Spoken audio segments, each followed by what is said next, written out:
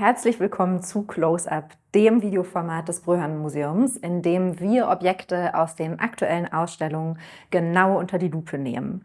Mein Name ist Julia Meyer-Brehm und ich bin eine der Kuratorinnen der Ausstellung Hejrób, die tschechische Avantgarde. In der Ausstellung zeigen wir einige kubistische Möbel, unter anderem diesen Schreibtisch von Josef Goča aus dem Jahr 1913. Das Objekt ist eine Leihgabe aus dem Kunstgewerbemuseum in Prag und man sieht schon auf den ersten Blick, das ist kein kleines Tischchen, das ist ein monumentales, ausladendes Stück mit extremer dramatischer Tiefenwirkung.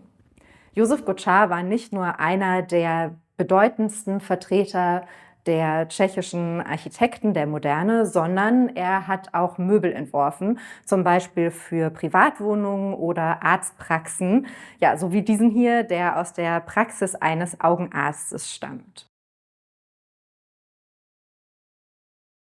1906 entstand nicht in Tschechien, sondern in Paris ein neuer Stil, der Kubismus. Und der zeichnete sich dadurch aus, dass er die Zentralperspektive auflöste und den Bildgegenstand in geometrische Formen und kristalline Strukturen zerlegte. Schon viele Jahre vorher, 1887, wurde in Tschechien der Verein der bildenden Künstler Mánes gegründet, der sich für eine internationale Vernetzung einsetzte und so auch den Kubismus nach Tschechien holte. Und kurz darauf wurde Prag eines der wichtigsten Zentren des europäischen Kubismus. 1912 waren Josef Goča und seine Kollegen an der Gründung der Prager Kunstwerkstätte beteiligt. Und diese Prager Kunstwerkstätte war auch verantwortlich für die Ausführung dieses Schreibtischs.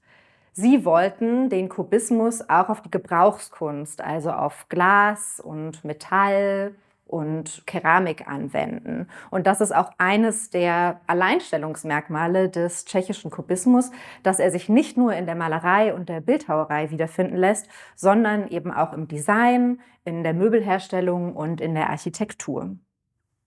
Mit den Produktionsmechanismen der modernen Industriegesellschaft hatten diese Möbel allerdings nicht viel zu tun. Sie waren, anders als der Trend es vorgab, nicht so einfach in der Handhabung und konnten auch nicht mir nichts, dir nichts reproduziert werden.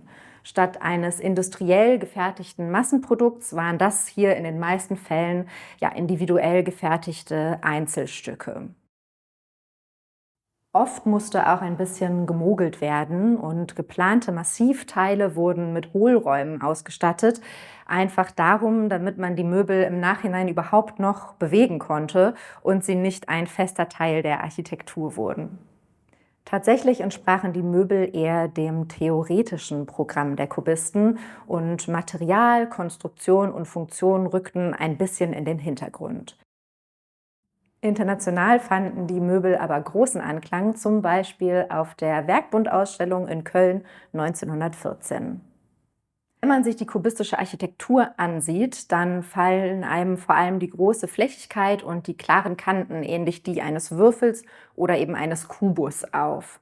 Und wenn man das dann auf die Möbel überträgt, dann ist es kein Wunder, dass diese dramatisch-plastischen Formlandschaften sich auch hier manifestieren. Wer nichts mehr verpassen möchte, folgt uns am besten auf unseren Social-Media-Kanälen hier auf YouTube, auf Facebook, auf Instagram oder abonniert einfach unseren Newsletter. Und alle weiteren Folgen von Close-Up gibt es außerdem auf unserem YouTube-Kanal. Viel Spaß beim Ansehen!